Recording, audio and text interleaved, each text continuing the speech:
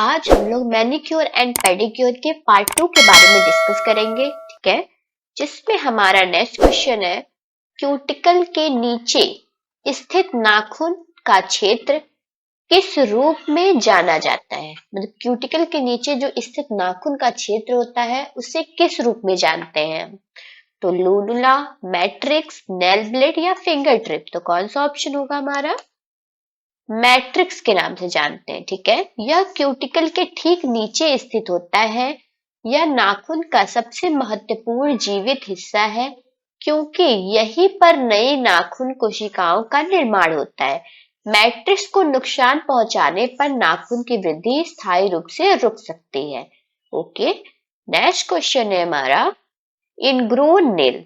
Ingrown nail मतलब ingrown nail का दूसरा नाम क्या है? इनको जो नेल ग्रो नहीं करते उनको हम क्या कहते हैं? Ingrown nail.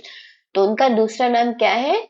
ओनिकोमाइकोसिस, क्रॉनिक पेरियोनिकिया, ओनिकोक्रिप्टोसिस या उपरोक्त में से कोई नहीं। तो कौन सा ऑप्शन होगा हमारा? ओनिक्रोक्रिप्टोसिस, ठीक है। यह इनग्रोन नेल का तकनीकी नाम है। यह वह स्थिति है जब नाखून का किनारा उंगली की नरम त्वचा के अंदर बढ़ने लगता है जिससे दर्द और सूजन हो जाती है। ओके, नेक्स्ट क्वेश्चन है हमारा, डैश में नेल प्लेट एवं नेल ब्लेड एक दूसरे से अलग हो जाते हैं। किसमें? क्रॉनिक पेरियोनिकिया में, ओनिकोलाइसिस में, ओनिकोमाइकोसिस में या ट्राइनिओनिकिया में। तो कौन सा ऑप्शन होगा हमारा? ओनिकोलाइसिस में, ठीक है। ओनिकोलाइसिस जो प्रक्रिया होती है, इस स्थिति में नाखून की जो प्लेट होती है, नेल प्लेट, अपने नीचे के हिस्से यानी नेल ब्लेड से अलग होकर उठ जाती है। ऐसा आमतौर पर संक्रमण, चोट या कुछ दवाओं के प्रभाव के कारण होता है, ठीक है। नेक्स्ट क्वेश्चन है हमारा, कोइलोनुकिया में नाखून किस आकार के हो जाते हैं? कोइलोनुकिया में नाखून किस प्रकार के हो जाते हैं, किस आकार के हो जाते हैं? चौकोर, उत्तल, अंडाकार या अवतल। तो कौन सा ऑप्शन होगा हमारा? अवतल, ठीक है। स्पून शेप्ड के हो जाते हैं। कोइलोनुकिया में ऐसे चम्मच नाखून भी कहा जाता है। इस स्थिति में नाखून की प्लेट पतली और किनारों से मुड़ी हुई हो जाती है। मतलब ये नाखून चम्मच के आकार का दिखने लगता है जिससे नाखून अवतल कॉनकेव आकार का दिखने लगता है। यह अक्सर शरीर में आयरन की कमी मतलब एनीमिया का संकेत होता है, ठीक है। तो नेक्स्ट क्वेश्चन है हमारा, हैंग नेल्स की स्थिति में क्या होता है? क्या होता है? क्यूटिकल का विभाजन होता है, नाखून पर सफेद धब्बे, नाखून की सतह मोटी एवं भंगुर होना या उपरोक्त में से कोई नहीं। तो कौन सा ऑप्शन होगा हमारा? क्यूटिकल का विभाजन, ठीक है। हैंग नेल्स यह तब होता है जब क्यूटिकल के आसपास की त्वचा फट या विभाजित हो जाती है। यह आमतौर पर त्वचा के बहुत अधिक शुष्क होने या क्यूटिकल को गलत तरीके से काटने के कारण होता है, ठीक है। नेक्स्ट क्वेश्चन है हमारा, फ्रेंच मैनिक्योर का आविष्कार किसने किया? मैनिक्योर के बहुत ढेर सारे प्रकार होते हैं, ठीक है, अभी हमने पढ़ा था। तो इसमें फ्रेंच मैनिक्योर जो होता है उसका आविष्कार किसने किया था? तो किसने किया था? जिम्मी वेल ने, नेल कपूर ने, जेफ पिंक ने या क्रीम टेलर ने। तो कौन सा ऑप्शन होगा हमारा? जेफ पिंक ने। इसका आविष्कार किसने किया था? जेफ पिंक ने। ओरली कंपनी के संस्थापक जेफ पिंक ने 1975 में फ्रेंच मैनिक्योर शैली का आविष्कार किया था। उन्होंने इस हॉलीवुड अभिनेत्रियों के लिए एक ऐसे लुक के रूप में तैयार किया था जो हर पोशाक के साथ जचे। ओके, नेक्स्ट क्वेश्चन है हमारा, फ्रेंच मैनिक्योर की खोज कहाँ हुई थी? कहाँ हुई थी? अभी किसने किया था? जेफ पिंक ने। अब हम बताएंगे, अभी हमने बताया कि इसका खोज किसने किया था? जेफ पिंक ने। ओके, तो अब ये कब हुआ था? इसकी खोज कहाँ हुई थी? कब हुआ था ये भी मैंने बता दिया। अब इसकी खोज कहाँ हुई थी? मिस्र में, चीन में, जापान में या कैलिफोर्निया में? तो कौन सा ऑप्शन होगा हमारा? कैलिफोर्निया में। यद्यपि इसका नाम फ्रेंच है, लेकिन इस शैली की शुरुआत अमेरिका के कैलिफोर्निया राज्य में हुई। इस पेरिस के फैशन शो में प्रसिद्ध होने के बाद फ्रेंच मैनिक्योर नाम दिया गया। ओके, नेक्स्ट क्वेश्चन है हमारा, जेल मैनिक्योर में नेल पॉलिश को डैश से सुखाया जाता है, किससे? धूप से, पराबैंगनी किरण मतलब यूवी वायरस, इसको हम क्या कहते हैं? अल्ट्रा वायलेट रे। ओके, पराबैंगनी किरणों को हम लोग अल्ट्रा वायलेट रे कहते हैं। ठंडी हवा या गर्म हवा? तो कौन सा ऑप्शन होगा हमारा? पराबैंगनी किरणें मतलब अल्ट्रा वायलेट रेस से। जेल पॉलिश सामान्य हवा में नहीं सूखती है, इसे सुखाने के लिए एक विशेष अल्ट्रावायलेट या एलईडी लैंप की पराबैंगनी किरणों का उपयोग किया जाता है, जिससे पॉलिश कठोर और टिकाऊ हो जाती है। ओके, नेक्स्ट क्वेश्चन है हमारा, मिनी पेडिक्योर में क्या शामिल नहीं की जाती है? मालिश, त्वरित सोख मतलब क्विक सोख, नाखून को काटना और आकार देना या नेल पॉलिश का प्रयोग? तो कौन सा ऑप्शन होगा हमारा?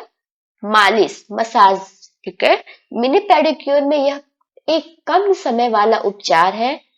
इसमें नाखून काटना, फाइल करना और पॉलिश लगाना शामिल होता है, लेकिन समय बचाने के लिए अक्सर मालिश मतलब मसाज की प्रक्रिया छोड़ दी जाती है। ओके, नेक्स्ट क्वेश्चन है हमारा, क्विटिकल पुशर कितने प्रकार के होते हैं? कितने प्रकार के होते हैं? 5, 3, 2 या 6? तो कौन सा ऑप्शन होगा हमारा? 2। क्यूटिकल पुशर मुख्य रूप से दो प्रकार के होते हैं। धातु स्टील या मेटल पुशर, इसे स्टरलाइज करके बार बार उपयोग किया जाता है। लकड़ी ऑरेंज स्टिक पुशर, यह डिस्पोजेबल होता है और अधिक संवेदनशील त्वचा के लिए उपयुक्त होता है। ओके, नेक्स्ट क्वेश्चन है हमारा,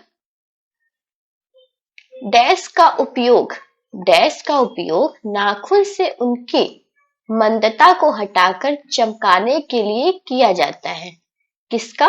क्यूटिकल निपर का, क्यूटिकल पुशर का, या नेल कटर या नेल बफर? तो कौन सा ऑप्शन होगा हमारा?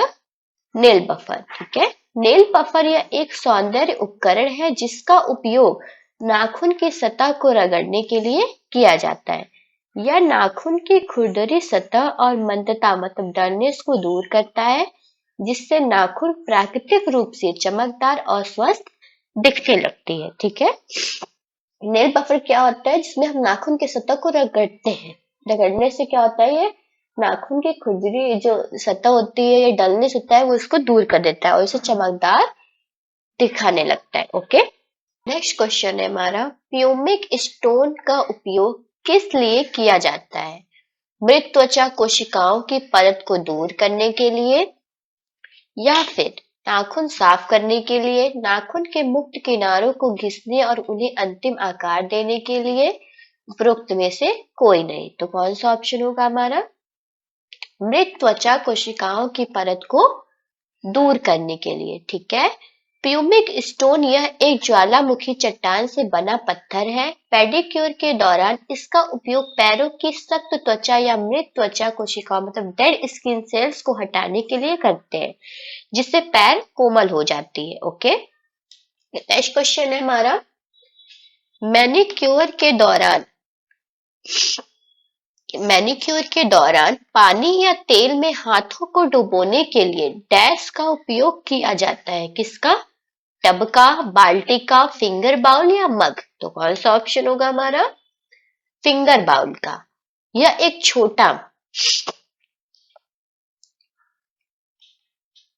एक छोटा कटोरा होता है जिसे विशेष रूप से मैनिक्योर के लिए डिजाइन किया गया है। ओके, इसमें गुनगुना पानी या तेल रखा जाता है ताकि क्यूटिकल्स को नरम करने के लिए उंगलियों के पोरों में उसको डुबोया जा सके। ओके, नेक्स्ट क्वेश्चन है हमारा, टॉप कोट नेल पेंट को जल्दी खराब होने से बचाता है। गलत है, सही है, या शायद या उपरोक्त में से कोई नहीं? तो कौन सा ऑप्शन होगा हमारा? सही है। टॉप कोट या नेल पॉलिश की सबसे बड़ी परत होती है। यह नेल पेंट को सील कर देता है जिससे वह बाहरी घर्षण और चिपिंग मतलब झड़ने से बचता है। इसके उपयोग से नेल पेंट अधिक समय तक ताजा और चमकदार बना रहता है। ओके, नेक्स्ट क्वेश्चन है हमारा, डैश नेल पेंट के आसान अनुप्रयोग में मदद करता है। क्या? Nail cutter, cuticle nipper, pumice stone या toe separator. Okay, next question क्या होगा इसमें हमारा? Toe separator. क्यों? क्योंकि यह आमतौर पर फोम या रबर से बना उपकरण है जिसे पेडिक्योर के दौरान पैरों की उंगलियों के बीच लगाया जाता है। यह उंगलियों को एक दूसरे से अलग रखता है जिससे नेल पेंट लगाते समय वह दूसरी उंगली की त्वचा पर नहीं फैलता और सफाई से लगता है। ओके, तो नेक्स्ट क्वेश्चन है हमारा, मैट्रिक्स कितने प्रकार के होते हैं? कितने प्रकार के होते हैं? 2, 4, 3 या 6। तो कौन सा ऑप्शन होगा हमारा? 3 प्रकार के होते हैं। नाखून की शारीरिक संरचना में मैट्रिक्स को मुख्य रूप से 3 मुख्य क्षेत्रों या प्रकारों में वर्गीकृत किया जाता है जो नाखून के विकास के विभिन्न चरणों और परतों के लिए जिम्मेदार होते हैं। यह हिस्सा नाखून की जड़ के नीचे स्थित होता है और यहीं से नई कोशिकाओं का जन्म होता है। ओके, नेक्स्ट क्वेश्चन है हमारा, कोरुगेशन डैश के रूप में भी जाना जाता है। किसके? ल्यूकोनिकिया के, हैंगलेल्स के, फ्रोइंग के या उपरोक्त में से कोई नहीं। कौन सा ऑप्शन होना चाहिए? फ्रोइंग के। ओके, कोरुगेशन जो होता है, इस स्थिति में नाखून की सतह पर खड़ी या आड़ी रेखाएं रिडजेस बन जाती हैं। इसे तकनीक रूप में फ्रोइंग भी कहा जाता है। यह अक्सर बढ़ती उम्र, पोषण की कमी या किसी पुरानी बीमारी के कारण होती है। Okay, thank you.